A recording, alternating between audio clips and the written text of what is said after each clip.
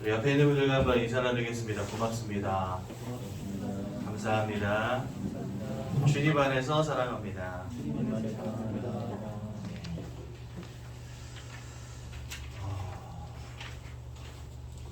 오늘은 제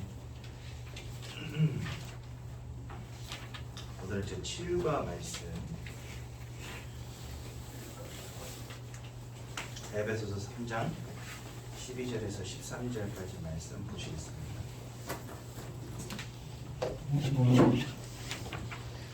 에베소서는요 신약 성경에 있고요.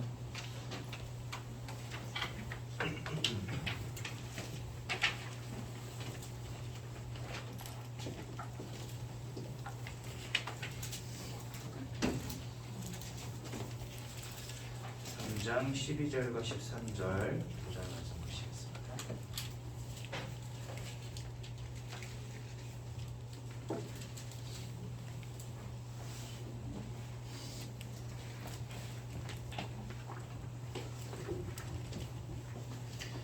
에베소서 3장 12절과 13절 말씀 찾으신 것 같네요. 한 목소리로 함께 봉독하도록 하겠습니다. 시작. 우리가 그 안에서 그를 믿음으로 말미암아 담대함과 확신을 가지고 하나님께 나아감을 얻느니라. 그러므로 너희에게 구하노니 너희를 위한 나의 여러 환난에 대하여 낙심하지 말라. 이는 너희의 영광이니라. 아멘. 어떤 상황에서도 여러분들 낙심하지 마십시오. 분명히 인생에는 위기도 오고 어려움도 오고 환난도 옵니다. 하지만 우리가 낙심하지 않아도 될 것은 하나님께서 이미 우리에게 영원한 천국과 구원을 허락하셨기 때문입니다. 그래서 우리는 예수 그리스도를 믿는 믿음 안에서 확신과 담대함을 가지고 살아가는 것이 참 중요합니다. 한 번도 가보지 않은 미래를 우리는 살아가는 사람들이잖아요. 2022년도 한 번도 안 가본 때 아닙니까? 우리 인생은 뭐 흘러가 버린 시간은 과거고 지금 현재를 살지만 결국은 1분 1초가 다 내 앞으로의 미래들이지 않습니까? 그 미래들을 지금 내가 현재로 살아가고 있는 거거든요. 많은 사람들은 그 미래가 불분명하기 때문에 불투명하기 때문에 두려움 속에 살아갑니다. 근심과 걱정으로 살아갑니다. 없는 사람은 없어서 걱정, 있는 사람은 가지고 있는 것을 잃어버릴까봐 걱정. 그렇게 살아가는 게 이 세상 아닙니까? 사람들이 자기 인생의 목적을 유한한 세상, 유한한 육신의 것, 물질의 것에 늘 두고 살아가다 보니까 근심 걱정이 이만저만이 아니에요. 그래서 이 자리에 계신 우리 귀한 새가족 성도님들은요, 있다가도 없어질 세상의 것, 영원하지 못한 육신의 것, 물질의 것, 여기에 인생의 소망을 두지 마시고 영원하신 천국, 하나님 주신 영원한 생명, 영원한 구원, 여기에 여러분들의 인생의 소망을 두셔야 되는 겁니다. 아멘. 그리고 하나님이 예수 그리스도를 통해서 우리에게 주신 그 구원의 감격 속에서 담대함으로 확신을 가지고 살아가는 멋진 성도의 인생이 되어야 되는 것입니다. 때로는 문제 와도 그 속에서도 나와 함께 하시는 하나님이 보여줘야 되거든요. 나를 저 천국으로 인도하실 그리스도가 발견되어져야 되는 겁니다. 그게 바로 우리가 가져야 될 확신인 것입니다. 그래서 오늘 7과의 제목은 5가지 확신입니다. 이 확신은 성경을 통해서 하나님이 이미 여러분들에게 주신 5가지 영적 축복이 무엇이냐를 우리에게 말씀해 주시는 겁니다. 그래서 오늘 이 말씀을 우리가 함께 나누기를 소원하는데요. 그 전에 한 가지 나누고 갈 게 있습니다. 세상 사람들은 다 방황하고 있습니다. 예수님은 세상을 향해서 뭐라고 말씀하시냐? 목자 없는 양과 같이 기진하여. 예수님께서 세상을 향해서 그렇게 말씀하셨어요. 목자 없는 양과 같이 기진하여. 다 방황하는 인생이라는 겁니다. 그렇죠? 사람은 영적 존재이기 때문에 영이신 하나님을 만나고 하나님과 함께하는 축복 가운데로 들어가야 되는데 이 가장 근본적인 축복은 잃어버린 채 지금 다 방황하고 있어요. 세상이 말하는 진리에 속아 다 방황하고 있습니다. 돈 벌고 성공해서 건강하게 잘 살고 자녀 잘 키우면 그것이 행복이다. 이게 여러분들이 지금까지 믿고 따라왔던 행복 아닙니까? 세상이 말하는 진리죠. 어렸을 때부터 공부 열심히 해라, 돈 많이 벌어라. 이거 부모님들로부터 늘 듣던 이야기 아닙니까? 근데 나이를 먹으면 먹을수록 돈 많이 벌고 성공하는 게 그냥 나도 모르게 인생의 맹목적인 목적이 돼버려요. 누가 시키지도 않았는데 그냥 이것 위해서 살아갑니다. 모든 사람들이요.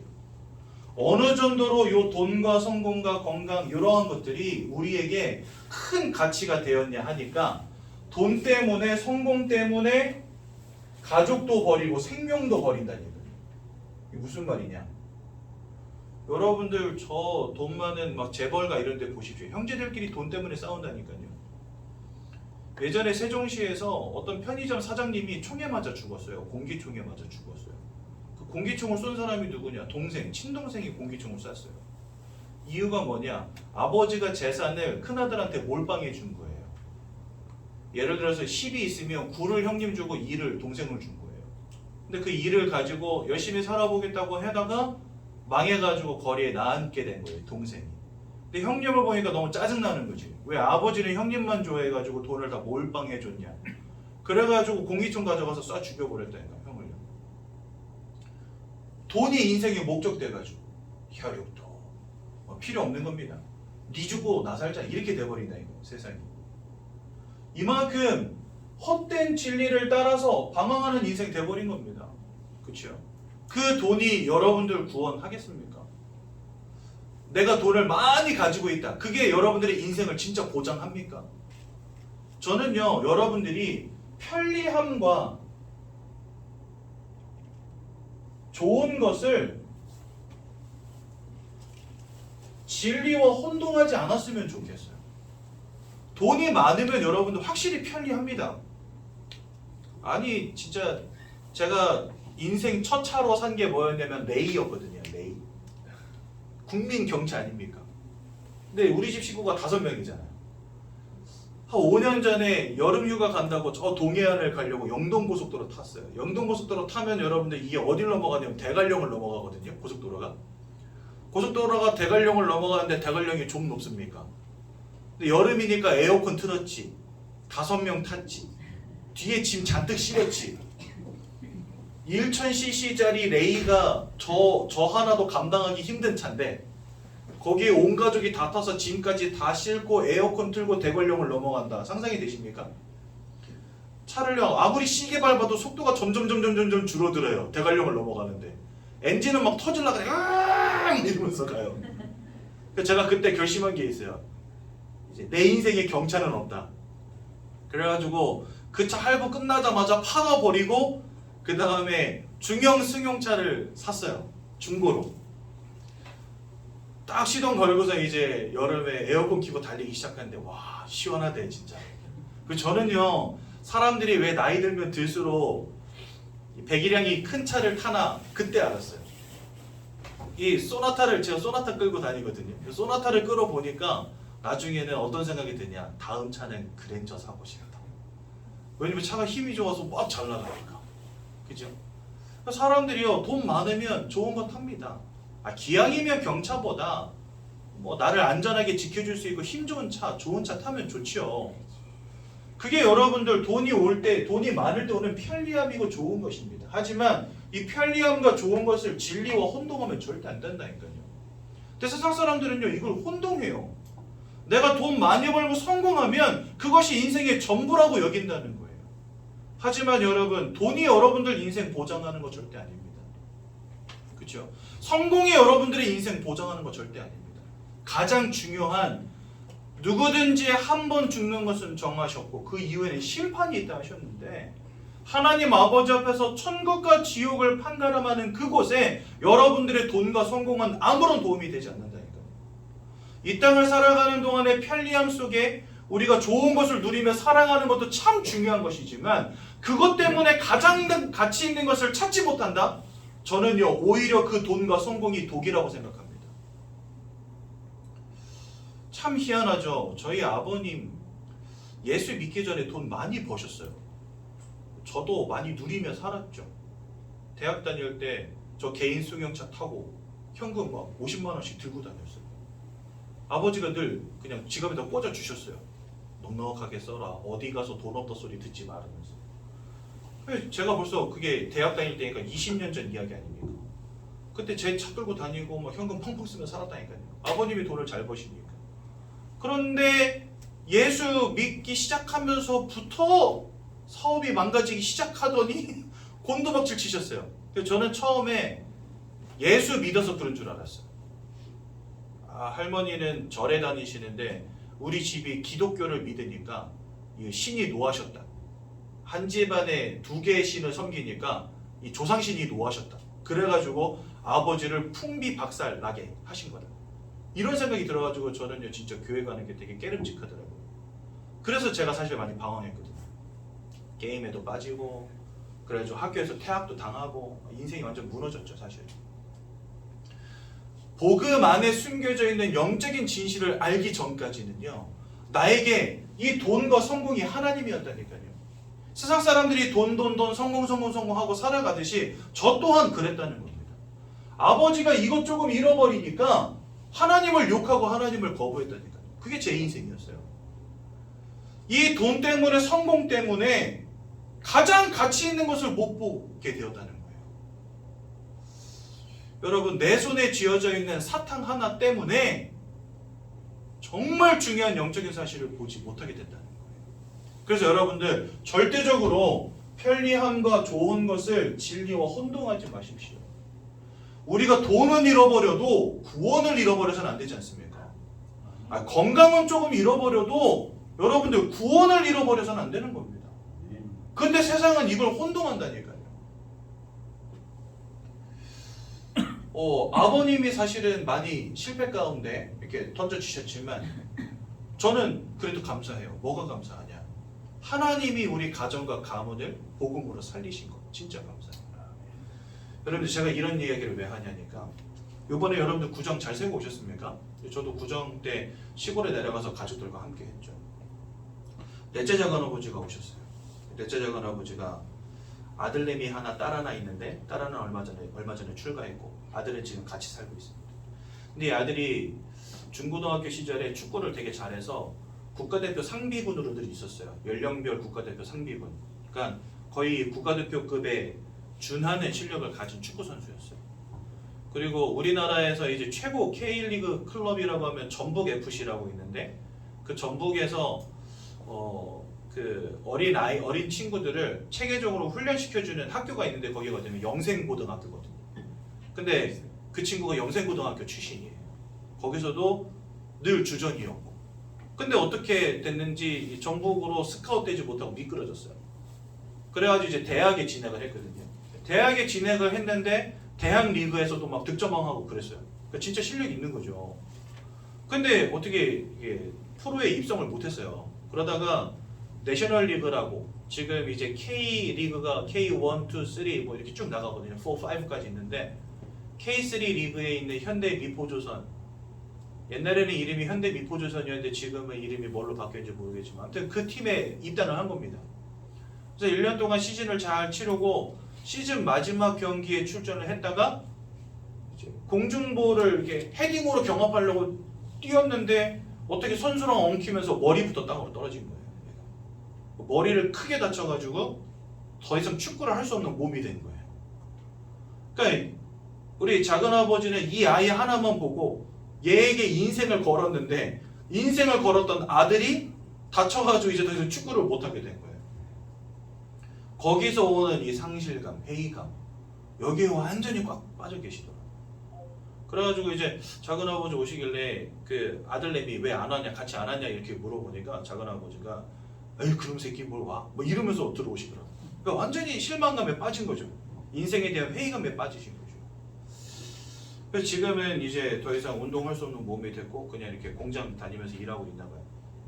너무나 안타깝죠.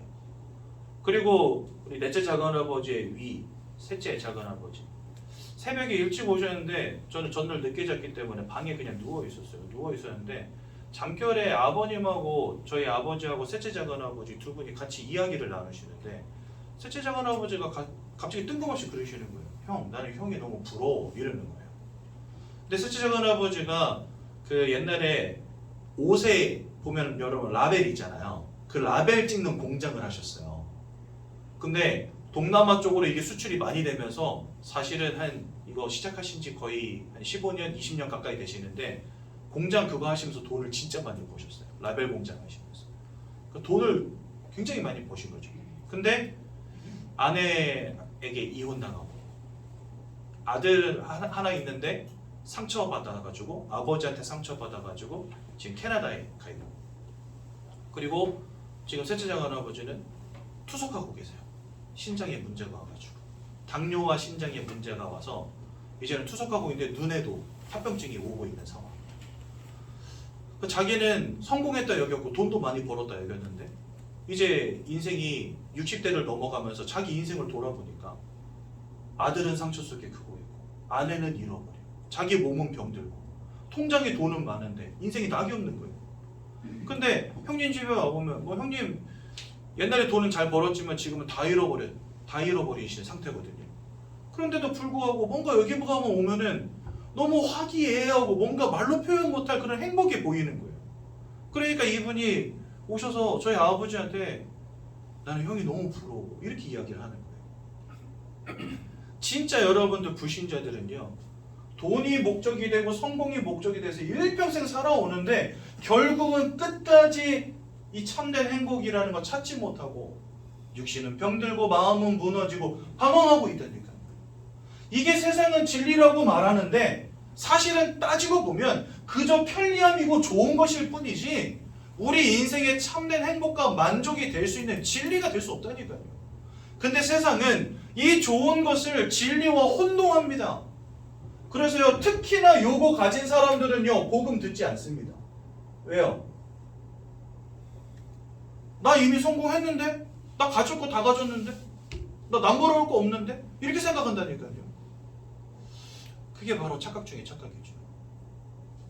인간이 영적인 존재라는 것을 알지 못하기 때문에 오는 착각이고 천국과 지옥이 있음을 알지 못하기 때문에 오는 착각이고 하나님과 사단이 있음을 알지 못하기 때문에 오는 착각이죠. 그래서 이 자리에 계신 우리 새가족 성도님들은요 절대로 편리함과 좋은 것을 진리와 혼동하지 마십시오. 그것을 두고 성경은 방황하는 인생이라 하는 겁니다. 예수님이 왜 목자 없는 양과 같이 기진하여 방황한다 하셨을까요? 세상 사람들이 이 영적인 비밀을 알지 못한 채 그저 육신에 보이는 이것 따라서 살아가는 겁니다. 그것을 두고 예수님은 방황한다 말씀하신 거예요. 이 인생의 방황이 언제 끝나냐? 정말 가치 있는 참 가치를 발견할 때 이 방황이 끝나지는 거예요. 저희 아버님, 어머님이 이걸 발견하신 거죠. 성경이 말씀하시는 예수 그리스도를 발견하신 겁니다. 옛날에는요 돈에 쫓기고 성공에 쫓기고 삶에 찌들어서 너무 힘들게 사셨는데 지금은 이 복음 때문에 행복하다 하십니다. 여러분들 이 복음 안에 있는 인생의 참된 행복을 찾으시라는 겁니다. 그 속에서 하나님 주시는 참된 평안함을 누리시라는 겁니다. 그래서 오늘도 이 말씀 속에서 참 가치를 찾는 귀한 날 되시기 바랍니다. 그럼 뭐 돈 벌지 말란 얘기냐, 성공하지 말란 얘기냐, 건강하지 말란 얘기냐, 자녀 대충 키우라는 얘기냐, 그 말이 아니죠 여러분. 그렇죠? 구원의 참된 기쁨과 감사함 속에서 이거는 그저 우리에게 따라오는 축복이라는 겁니다. 이거는 인생의 목적이 아니라 그저 따라오는 축복이라니까요. 여러분 인생의 목적과 따라오는 축복을 혼동해서는 안 되죠. 그렇죠? 인생의 목적과 소원은 구원에 두시고 하나님이 주시는 축복을 여러분들 인생 가운데 누리시기 바랍니다. 이게 올바르된 신앙생활이고 성공이죠. 그래서 여러분들 오늘부로 예수 그리스도를 만나시고 인생의 방황을 끝내시고 참 가치를 찾는 귀한 날 되시기 바랍니다. 사람이라고 한다면 알아야 됩니다. 뭘 알아야 되냐?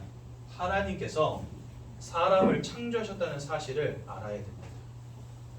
창세기 1장 27절 28절에 보니까 하나님의 형상대로 사람을 창조하시고 그래서 우리는 다른 피조물들과 다른 영적 존재로 지음받았다라고 성경 말씀하십니다. 그래서 하나님이 땅의 흙으로 사람의 모양을 빚으시고 그 코에다가 생기를 불어넣으니 살아있는 영이 되었다라고 말씀하세요. 즉 우리는 살아있는 영입니다. 그러니까 하나님이 우리를 그런 영적 존재로 만드신 거죠. 그럼 이렇게 영적 존재로 만드신 데는 이유가 있습니다. 그 이유가 뭐냐? 하나님께서 이 땅을 지을 때 가지고 계셨던 원리, 더 정확히 말하자면 기준이라는 거예요.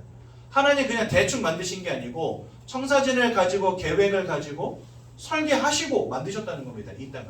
그냥 만드신 게 아니라. 그래서요. 물고기는 처음부터 물속에 살아가도록 설계하신 거예요. 그렇죠? 그래서 아가미로 숨을 쉬고 구레를 가지고 지느러미를 가진 동물이 물고기 아닙니까? 나무는 어떻습니까?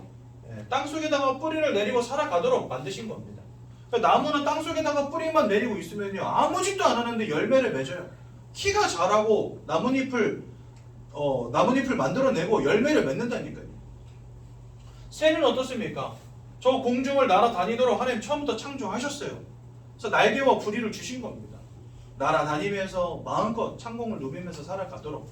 그래서 새는요 하늘만 날아다니면 삽니다. 그렇죠? 그러면 사람은 어떻게 만드셨을까요? 하나님이 창조하실 때 본인 나름대로의 의도를 가지고 이 땅의 모든 피조물들을 지으신 것처럼 사람을 지으실 때 사람은 하나님을 알고 하나님과 함께 할 때 생육하고 번성하며 땅에 충만하여져서 모든 것을 정복하고 다스리는 축복을 누리도록 하나님 처음부터 사람을 설계하셨어요. 그래서 영이신 하나님을 알고 하나님과 함께하는 축복을 누리라고 영적 존재로 우리를 만드신 겁니다.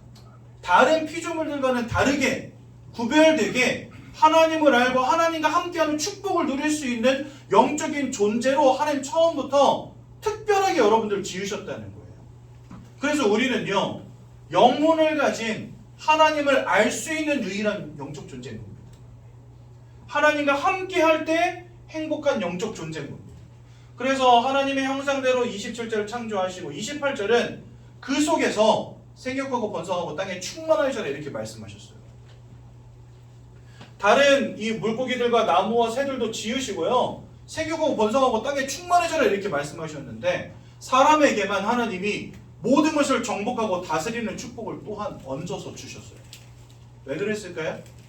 하나님과 함께하는 축복 속에서 영적인 비밀을 누리는 유일한 영적 존재로 이 땅을 정복하고 다스리는 유일한 영적 존재로 하나님 특별하게 지으셨다는 겁니다. 그러니까 여러분들과 저는 근본적으로 하나님을 알고 하나님과 함께 해야만 살 수 있는 존재로 만드셨다는 거예요. 물고기가 물을 따라 살 수 없는 것처럼 나무가 땅에서 뿌리 뽑히면 말라 죽어버리는 것처럼 그렇죠?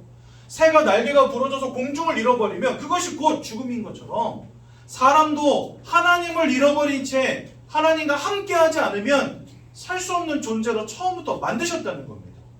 여러분들은 여러분들을 지금까지 어떤 존재로 아셨습니까? 저는요 제가 영혼을 가진 영적 존재라는 생각을 한 번도 해본 적이 없어요. 왜냐? 아무도 가르쳐주지 않으니까. 그래서 나는 먹고 사는 존재라고만 생각한 거예요 그냥. 그래서 돈 많이 벌고 성공해야지 이게 인생의 목적 되는 겁니다. 내가 영적 존재라는 사실 몰라요. 그래서 나에게 영적인 축복이 필요하다는 사실 몰라요. 여러분들 우리는 마음이 있고 육신이 있지 않습니까? 그래서 육신의 건강을 위해서 좋은 거 막 먹습니다. 특히나 연세 있으신 분들은 병원 많이 다니시면서 약도 많이 드시지만 영양제 엄청 챙겨 드시잖아요. 여기 영양제 안 드시는 분 있어요? 젊은 친구들은 안 먹어. 여기 이제 결혼한 부부도 있는데 저런 친구들 영양제 잘 안 먹습니다. 이제는 모르지 또 아내가 남편 건강하라고 챙겨줄지 모르겠지만 안 먹어도 돼. 근데 어르신들이 이제 뭐 챙겨 먹어요? 눈에 좋다는 것도 먹고 관절에 좋다는 것도 먹고 피에 좋다는 것도 먹고 막 다 먹습니다 영양제. 그래가지고요 옛날에는 그릇 넣어놨던 찬장이 이제 뭘로 바뀌었어요? 영양제랑 비타민제 넣어놓는 찬장으로 다 바뀌잖아요. 저도 나이 40이 지나가니까 접시 잔뜩 들어있는 데서 접시 다 꺼내고 거기다 영양제랑 비타민제 넣어놨거든요. 나이 들어가면 먹어야 돼. 우린 육신을 가졌기 때문에 잘 먹어줘야 됩니다. 그리고 이거 먹는 거랑 안 먹는 거랑 진짜 천차만별, 이게 천지차예요. 그러니까 사람들이 영양제 찾을 수밖에 없어요. 여러분 영양제 왜 드십니까? 육신을 가진 존재니까 먹잖아요. 여러분들 마음이 편해야 되죠. 스트레스 없어야 되죠. 그래서 여러분들 여름에 뭐 합니까? 휴가 가잖아요, 휴가. 일주일 내내 일하고 주말이면 뭐 합니까? 여행을 가든지 산을 타든지, 그렇죠? 하지 않습니까? 왜요?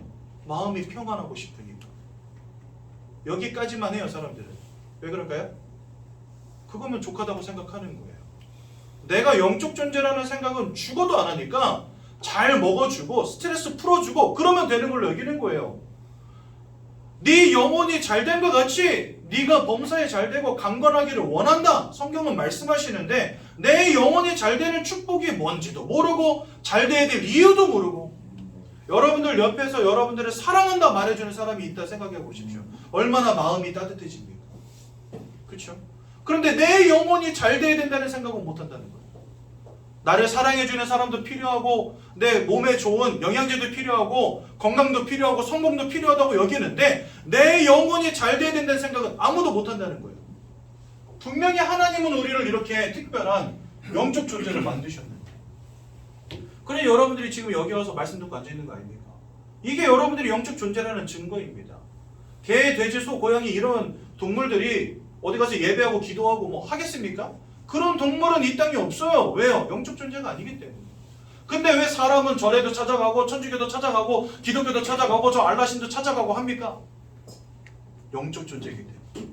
그 여러분들 나를 바라보는 눈 자체가 이미 틀렸기 때문에 인생의 행복을 찾을 수가 없는 거예요. 내가 누군지를 알아야 인생의 행복을 찾을 거 아닙니까? 근데 내가 누군지도 몰라. 인생을 살아가는데 내가 어떤 존재인지도 몰라요. 세상은 사람을 두고 뭐라 말합니까? 생각하는 동물이라 말합니다. 아니요, 틀렸어요. 그 첫 단추 자체가 틀려버린 거예요. 사람은 영적 존재입니다. 그래서 영이신 하나님을 아는 것에서부터 인생의 모든 축복은 시작이 되는 겁니다. 그런데 이것 자체를 우리는 모르고 살아간다니까요. 그런데 그렇게 모를 수밖에 없었던 이유가 성경에 보면 나옵니다. 창세기 3장 1절에서 6절에 보니까 우린 이것을 인생의 근본 문제라고 하는데요. 왜 근본 문제라고 하냐? 내가 영적 존재라는 사실도 알지 못하게 됐고 내가 하나님과 함께하는 축복 속에 있어야 되는데 그 하나님을 잃어버리는 문제가 보니까 성경에 나와 있어요. 여기에 보면 아주 중요한 녀석의 이름이 나옵니다. 바로 사단입니다. 이 사단이요, 하나님이 지으신 첫사람 아담과 하와를 속여서 하나님이 따먹지 말라는 선악과를 따먹게 되고요. 그 결과로 어떤 문제 가운데 빠지게 되냐? 하나님과 단절되어지는, 하나님을 떠나는 문제 가운데 빠지게 된 겁니다. 내가 영적 존재라는 사실도 모르게 되고 하나님이 계시다는 사실도 모르게 되고 이제는요 완전히 사단 마귀에게 붙잡힌 인생으로 전락하게 되었다고 성경 말씀하세요. 즉 우리 인생에 돈이 없는 것이 문제가 아니고 건강이 없는 것이 문제가 아니고 성공이 없는 것이 문제가 아니고 하나님과 함께 해야지만 살 수 있는 존재인 인간이 하나님을 잃어버린 근본적인 문제 가운데 빠지게 된 겁니다. 물고기가 물을 잃어버린 것처럼 나무가 땅을 잃어버린 것처럼 사망으로 직결될 수밖에 없는 문제가 인생에게 터져버린 거예요. 하나님을 잃어버린 문제. 그래서 그때부터 인생은 완전 사망 상태 가운데 빠지게 됩니다. 그 첫 번째가 뭐냐? 요한복음 8장 44절에 보니까 너희는 너희 아비 마귀에게서 났으니 이렇게 말씀하십니다. 성경은요 마귀에게 속한 자가 되었다라고 말씀하십니다. 요한일서 3장 8절 죄를 짓는 자마다 마귀에게 속하여 있나니 이렇게 말씀하십니다. 하나님께 속한 자로 하나님과 함께하는 축복 속에 있었던 우리가 이제는 하나님을 대적하여서 인생으로부터 모든 것을 빼앗고 죽이고 멸망시키려는 존재, 거짓말장이요 살인마, 계시록 12장 9절에 보니까 천하를 꿰는 존재, 고린도후서 10장 14절에 보니까 광명의 천사처럼 자기를 가장하여 사람들을 속이는 존재, 이 존재에게 속한 자가 되었다 이렇게 말씀하세요. 여러분들의 의지와 상관이 없이 여러분들 한 번도 선택한 적이 없는데 태어날 때부터 이러한 영적 존재에게 사로잡힌 존재, 이러한 영적인 존재에게 노예되어버린 존재, 이런 영적인 존재가 우리 인생의 영적 배경이 되어버린 존재로 이 땅에 태어나고 살아가게 되었다는 겁니다. 우린 이걸 뭐라고 하냐? 운명사주팔자라고 합니다. 내 마음대로 내 인생이 되어지지 않아요. 나는 늘 행복을 바라고 최선을 다하며 살아갔지만 인생에 원치 않는 불행과 문제, 어려움이 계속해서 들이닥치는데 그 이유도 모르겠고 왜 이렇게 인생이 안 풀리는지도 모르겠고 마음은 늘 불안하고 힘든데 아무리 열심히 살아봐도 내가 찾는 평화와 행복은 오지 않는 인생으로 전락해버린 겁니다. 왜요? 하나님이 함께 하셔야 되는데 그 자리를 하나님 대신에 누가 지금 차지하고 있어요? 이 사단이. 여러분들의 인생을 사단이 잡아버리게 되버리고 잡아버릴 것입니다. 우리 이것을 운명과 사주팔자라 부릅니다. 여러분들의 인생이 힘들고 무너지는 이유 여러분들 잘못이 아닙니다. 여러분들의 자녀가 실패하는 이유 여러분들 잘못이 아니에요. 원치 않는 불행과 문제 가운데 살아가는 이유 여러분들 잘못이 아니라니까요. 여러분들을 사로잡고 여러분들에게 불행과 문제와 저주를 가져다주는 영적 존재가 있다는 겁니다. 여러분도 오늘 이걸 깨달으셔야 돼요. 나는 영적 존재이기 때문에 이러한 영적 존재에게 영향을 받는다니까요. 내가 뭘 먹느냐가 우리 몸에 영향을 주듯이 내 옆에 어떤 사람이 있느냐가 내 마음에 영향을 주듯이 내 영적 배경 속에 무엇이 있느냐가 여러분들의 영혼의 행복을 결정한다는 겁니다. 그런데 하나님이 함께 하셔야 될 그 자리에 모든 것을 빼앗고 죽이고 멸망시키려는 존재 사단이 여러분들을 인생 가운데 지금 자리 잡고 있다는 거예요. 여러분들 영혼의 영적 배경이 되었다는 겁니다. 마귀에게 속한 자가 되었다 성경 말씀하신다니까요. 그래 내가 아무리 노력해도 안 되는 거예요. 여러분들의 영혼을 피폐하게 만들고 여러분들의 마음과 생각을 무너뜨리고 삶과 육신을 병들게 만드는 존재가 여러분들의 인생을 운명과 사주팔자로 꽉 붙잡고 있는데 어떻게 내가 행복합니까? 공부 아무리 열심히 해봤자 돈 아무리 열심히 벌어봤자 소용없는 거예요. 내가 찾는 인생의 참된 행복 오지 않는 겁니다. 마음의 평안함 오지 않는 겁니다. 왜요? 근본적으로 하나님을 잃어버린 문제 가운데로 빠져있기 때문에 그리고 하나님이 함께 하시는 게 아니라 사단 마귀가 함께하는 존재로 전락해버렸기 때문에 그러니까 우리는 이것을 신학적으로는 뭐라고 말하냐 인생의 인간의 타락이라고 말합니다. 하나님을 알지 못하는 상태 그 지혜와 지식과 모든 것이 어두워져서 하나님을 알지 못하는 상태 죄악 가운데 빠져버린 상태 사단 마귀에게 노예되어버린 상태 이거 인간의 타락이라 하거든요. 우리가 이렇게 축복된 존재에서 이렇게 타락된 존재로 바뀌어버린 겁니다. 그러면서 이 속에서 자꾸 뭐 하게 만드냐 이거 하게 만들어버려요. 하나님 섬기지 말라는 거예요. 한마디로 말해서 예수 만나지 말라는 겁니다. 한마디로 말해서 와서 빌어 내가 너 병 고쳐줄게 그 대신 하나님을 알지마 이게 바로 사단의 메시지예요. 여러분 사람들이 기도하는데 막 응답이 옵니다. 정한수 떠놓고 그 다음에 막 무슨 뭡니까 달 보고 절하고 막 나무 보고 절하고 돌 깎아놓고 절하고 하는데 응답이 와요. 왜 그럴까요? 하나님 만나지 말라는 거예요. 내가 응답 줄 테니까. 여러분 하나님을 만나는 게 구원인데 그 하나님을 만나지 못하게 만듭니다. 누가요? 사단이요. 뭐함으로? 우상숭배함으로. 그래서요 우상숭배를 성경은 뭐라고 정의하냐 고린도서 10장 20절에 귀신과 교제하는 것이니라. 그치요. 하나님을 만나지 못하게 만드는 귀신의 역사라는 겁니다.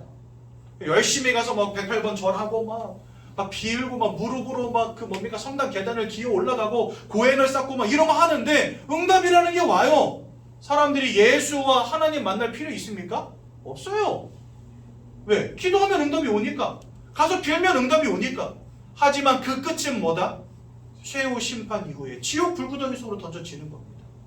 구원과는 상관이 없는 응답 그거 따라가다가 명하는 거예요. 그게 바로 우상숭배라니까요. 그러면 우리나라 사람들 막 제사상 차려놓고 빌고 막 고사상 차려놓고 빌고 막 무당 불러다가 막 푸닥거리하고 막 부적 갖다 붙이고 막 난리 부르스를 치지 않습니까? 그 모든 것이 다 뭐다? 귀신과 교제하는 것이니라. 성경이 이렇게 말씀하신다. 그러니 여러분 이와 같은 영적인 배경을 가지고 우상숭배하며 살아간 결과가 무엇입니까? 마음과 생각이 평안함을 잃어버린 겁니다. 대신에 우울증에 빠지고 조울증에 빠지고 그죠?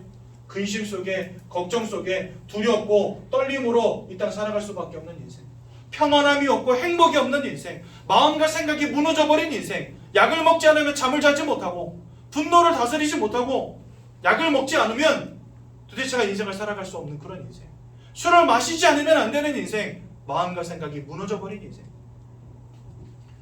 여러분, 사람은 영혼을 가졌습니다. 마음을 가졌습니다. 육신을 가졌습니다.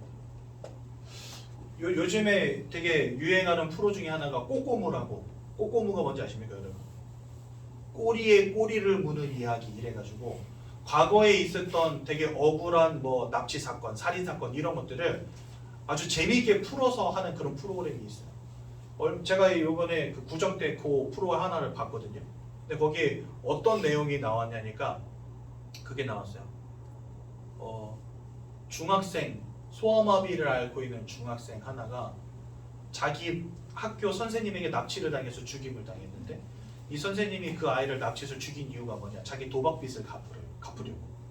그래가지고 납치를 하자마자 그 다음날 죽여버리고 6개월 동안을 엄마 아빠한테 협박 전화를 하면서 돈 가져오라 한 거예요. 그러다가 붙잡혔거든요. 그거 보니까 얼마나 안타깝습니까? 근데 아들이 그렇게 죽었다는 사실을 알고 나서 3년이 채 못 돼서 어머니가 병원으로 돌아가셨어요. 이런 일들 비일비재하잖아요. 그렇죠? 참 안타깝더라고요. 사람이 마음이 병들잖아요. 그 육신도 병들어 버립니다. 왜 그러냐? 서로 영향을 끼치기 때문에. 우리의 영혼에 어떠한 배경이 되어 있냐? 우리의 영혼의 배경이 무엇이냐가 여러분들의 마음도 여러분들의 삶과 육신도 영향을 준다는 겁니다. 내 인생이 왜 안 되는지 아십니까? 여러분들의 영혼의 배경 속에 사단이 있다니까요. 여러분들 마음이 왜 평안함을 자꾸 잃어버리는지 아십니까? 이 사단의 역사가 여러분들의 마음을 불안하게 만든다니까요. 왜 여러분들 원치 않는 인생의 사건, 사고, 문제 속에 살아가는지 아십니까? 이 영혼의 배경 속에 있는 사단이 여러분들의 인생으로부터 모든 것을 빼앗아간다니까요. 이 영적 존재가 있다는 사실을 모르는 것 자체가 무모하게 인생을 살아가는 거예요. 여러분, 세상에서 제일 무모한 사람이 누군지 아십니까? 예수 모르는 사람이 제일 무모한 사람입니다. 운명과 사주팔자로 인생을 사로잡고 저 멸망의 구렁텅이 속으로 끌어들어가는 사단이라는 존재가 있는데 이 녀석 알지 못하고 그 녀석의 머리를 깨트려버린 예수를 모른다? 그게 바로 무모한 인생. 내리막길을 브레이크 없이 내려가는 인생이에요, 여러분. 얼마나 무서운 인생인지 아십니까? 그래서 내가 영적 존재라는 거 아셔야 되고 이러한 사단이 내 인생의 배경 속에 있었구나를 깨달으시라는 겁니다. 그러니 마음과 생각이 무너지고 여러분 삶과 육신이 병들 수밖에 없는 겁니다. 내가 원치 않는 실패, 사건, 문제 계속 되어지고요. 아무리 열심을 다하고 아무리 최선을 다해도 뭔가 성공이 오지 않는 인생. 자녀들이 무너지고 아까 제가 말씀드렸던 우리 셋째 할아버지, 넷째 할아버지 인생 걸었어요. 돈과 성공, 자녀에. 근데 그거 다 하고 이제 인생 70 바라보는 나이가 되니까 아무것도 잃은 것도 없고 얻은 것도 없고 다 떠나버리고 다 잃어버리고 상처만 남아있는 거예요. 그냥 인생이. 왜 그렇습니까? 누구 잘못입니까 이거? 저희 작은아버지들이 인생을 헛산 게 아니거든요. 얼마나 노력했을까요? 가정을 지키기 위해서. 얼마나 노력했을까요? 자녀를 잘 교육하기 위해서. 대충 키웠겠습니까? 대충 살았겠습니까? 아니지요. 사업을 일구기 위해서 밤낮 불철주야 얼마나 노력하셨을까요? 최선을 다해 살아왔지만 안 되는 겁니다. 왜요? 내가 영적 존재인 거를 몰랐고 내 인생에 불행과 저주를 가져다 주는 영적 존재 사단이 있음을 모르는 겁니다. 그냥 열심히 살면 되는 줄 알았던 거예요. 우리 다 그렇게 살아오지 않았습니까? 결국은 무너지는 인생. 근데 여러분들 더 끔찍한 건 뭐냐? 이것도 지옥 같은데 나중에 죽어서는 진짜 불지옥관으로 던져질 수밖에 없는 인생. 더 큰 문제는 여러분들의 후대도 여기서 자유로울 수 없다는 겁니다. 그 누구도 여기서 자유로울 수 없다는 거예요.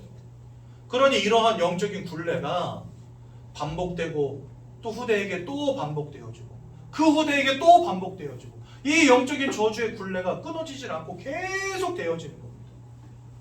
이게 여러분들 아주 오랜 시간 동안 지속되어 오다 보면은요, 그게 가문의 내력이 되고 그게 가문의 약점이 됩니다. 예를 들어서 어떤 가문은 대대로 암으로 무너지고 어떤 가문은 대대로 음란으로 무너지고 어떤 가문은 대대로 도박으로 무너지고 가문의 내력이 되고 가문의 저주가 된다니까요. 이게 계속해서 그 운명의 이 쳇바퀴가 후대에게 계속해서 굴러가면서 이제는요 가문의 혈통에 내력이 되고 저주가 되고 문제가 되어버렸어요. 얼마나 오랜 시간 이게 지속이 되었는지. 여러분들 무속인들도 보면은요 지금 무속하시는 분들 그 윗대에 무속하시던 분들이 꼭 있습니다. 이거는요 100%예요. 100%. 정말 재밌게도요. 내가 하는 이 짓을 그분도 그렇게 말해요. 이 짓을 우리 자녀가 하지 않았으면 좋겠다 이렇게 말해요. 다. 그런데 100이면 100, 1000이면 1000, 열애가 없습니다. 내가 받은 그 신, 이 문제가 자녀 혹은 손주에게 반드시 내려갑니다. 그래서요 무속하시는 분들 가문의 내력을 보면은요 그 할머니가 혹은 할아버지 아니면 뭐 증조 할아버지, 고조 할아버지, 고조 할머니 다 윗대 하시는 분들이 계시다니까요. 가문의 내력이 되고 혈통의 저주가 되고 왜요? 계속 반복되니까. 여러분들 이러한 가문의 가계의 저주와 혈통의 내력을 끊어내는 방법이 뭐냐? 이 사단의 역사로부터 빠져나와야 되는 겁니다. 이 인생의 저주의 굴레로부터 여러분들 개인과 가정과 가문과 후대가 빠져나와야 되는 겁니다. 근데 그거는 돈으로 안 되고 성공으로 안 된다는 거예요. 그래서 여러분 이것은 좋은 것일 뿐 진리가 될 수 없다는 겁니다. 그래서 여러분 우리가 누구를 만나야 되냐? 이 세상 사람들이 말하는 방법, 돈 많이 버십시오, 성공하십시오, 공부 열심히 하십시오, 그러면 행복합니다라고 말하는 세상이 말하는 진리가 아니라 이와 같은 문제 가운데 빠진 우리를 구원하시기 위해서 하나님이 어떠한 구원의 길을 열어두셨나를 아시라는 겁니다. 그게 바로 하나님이 우리를 위해서 열어주신 길입니다. 그 길이 누굽니까? 네, 예수님이십니다. 제가요 한 번은 현장에서 전도를 하는데 어떤 다른 교회를 다니시는 어떤 집사님 한 분을 만났어요. 집사님 만나서 잠깐 말씀 나눌 수 있겠습니까? 그랬더니 좋다는 거야. 자기 말씀 너무 좋아한다. 그래서 이런 부분 쭉 이야기하면서 그래서 우리 예수 믿어야 됩니다. 그랬더니 이분이 좀 다른 이야기는 없습니까? 이러시더라고요. 그래서 왜요? 그러니까 뭐 다 아는 얘기고 그건 기초 아닙니까? 기초. 좀 수준 높은 메시지 자기 기대했다는 거예요. 이렇게 나와서 뭐 하시는 분이면 좀 수준 높은 걸 기대했는데 왜 이런 거 이야기하네요. 제가 그 얘기를 듣고 깜짝 놀랐습니다. 야, 이게 수준이 낮다고? 아니 이게 수준이 낮다고? 와, 이걸 어디 가서 배웁니까? 우리가? 여러분들 진짜 이거 모르면 인생이 멸망입니다. 이거 모르면 인생이 저주입니다. 이거 모르면 인생은요 망가지는 겁니다. 대대손손 무너지는 겁니다. 우상숭배의 결과를 출애굽기 20장 4절 5절 그 아비로부터 아들 3, 4대까지 갚는다 이래 되어 있습니다. 여러분 왜 3, 4대일까요? 하지만 내 이름을 알고 하나님을 예배하고 찬양하는 자는 그 축복이 1000대에 이른다 이렇게 말씀하시는데 왜 저주는 3, 4대일까요? 여러분 3, 4대 이게 지속된다 생각해 보세요. 가문이 남아납니까? 그때는요 멸망 구렁텅이가 되는 거예요. 그냥 대대손손 왜 우리 가정과 가문 이럴 수밖에 없나? 지속되어지는 빈곤, 지속되어지는 실패, 지속되어지는 삶의 문제, 지속되어지는 질병 속에 살아가는데 여러분 그게 사는 거겠습니까? 3, 4대면은요 가문의 멸망이에요. 하나님 모르는 것이 이렇게 무모한 겁니다. 그런데 그 속에서 빠져나오는 참된 가치 대신 예수를 말하는데 수준 낮다니요. 야, 저 진짜 충격받았어요. 집사님 이게 수준이 낮다고요?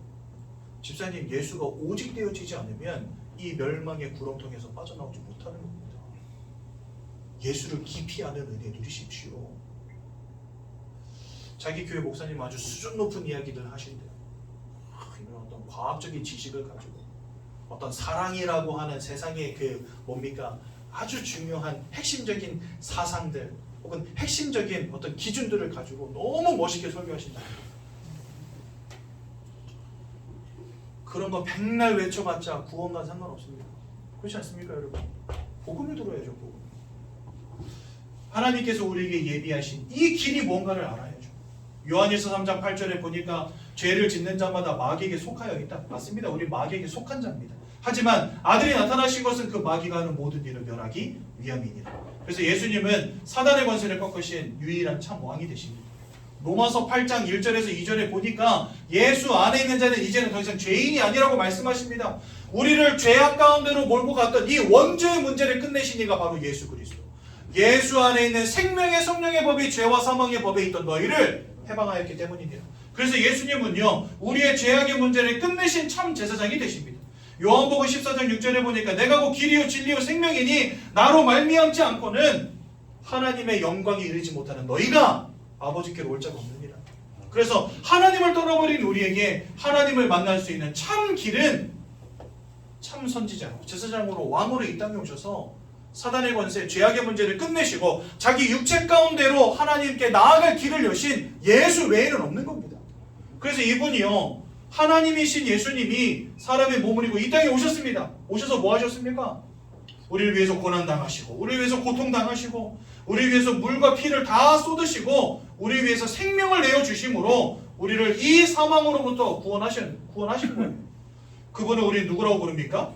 네, 바로 그리스도라고 부르는 것입니다, 여러분. 제가 복음을 전했더니 어떤 분이 그런 얘기하셔서 자기는 아직 종교를 가진 마음이 없대요. 그래서 제가 그분에게 그렇게 말씀드렸습니다. 아니요, 종교를 가지라는 게 아니고요. 성경은 모든 사람들이 하나님을 잃어버린 사망 가운데 던져졌다 말씀하시는데, 예수 그리스도는 본인이 스스로 자신을 가리켜 뭐라 말씀하셨냐? 하늘에서 내려온 생명의 떡이다 이렇게 말씀하셨습니다. 사망 가운데 있는 자는 예수를 만날 때 하나님이 주시는 생명 가운데로 들어가는 것이지 이건 종교가 아닙니다. 당신에게 하나님이 주시는 생명을 얻으라는 것이지 종교가 아닌 것입니다. 죽음의 위기 가운데 있는 자에게 생명을 주는 것은 당연한 듯이 저는 당신에게 종교를 권하는 게 아니고 이 사망 가운데서 빠져나와 하나님 주신 생명 가운데로 들어오라는 겁니다. 이해를 못 하시더라고요. 결국은 거부하셨어요. 전 괜찮습니다. 여러분들은 어떠십니까? 지금 우리가 어디 있어야 되겠습니까? 여러분들의 영적인 배경 속에 누가 계셔야 되겠습니까? 예수 그리스도를 믿을 때 하나님의 자녀되는 권세를 주신다 약속하셨습니다. 이거는 약속이기 때문에 변치 않고 누구에게나 적용되는 겁니다. 믿음이 작은 자에게도 적용이 되고 믿음이 큰 자에게도 적용되는 것입니다. 즉 나의 연약함과 나의 부족함과 상관이 없이 누구에게나 주시는, 동일하게 주시는 의다 이렇게 말씀하십니다. 모든 믿는 자에게 동일하게 미치는 의인이 나의 연약함과 상관이 없이, 나의 부족함과 상관이 없이, 나의 믿음의 분량과 상관이 없이 모든 자들에게 주시는 생명이다 이렇게 말씀하십니다. 여러분들 거저 주시는 이 구원의 축복 왜 마다합니까? 마다할 이유가 없지요. 믿는 자에게 하나님의 자녀되는 권세를 주시고 마음으로 믿는 자가 의에 이르고 입으로 시인할 때 구원에 이른다 말씀하십니다. 그래서 오늘 이 시간 이 예수를 마음으로 믿고 또 영접하여서 하나님의 자녀되는 축복을 우리 함께 누리면 참 좋겠습니다. 여러분 두 손을 모으시고 두 눈을 감으시고 제가 기도할 때 저의 기도를 따라서 함께 기도하시면 되겠습니다. 사랑의 하나님, 저는 죄인입니다. 내가 왜 고통당하는지, 왜 원치 않는 문제 당하는지, 알지 못한 채 살아왔습니다. 하나님 떠난 문제임을, 죄와 저주의 결과임을, 사단에게 사로잡힌 결과임을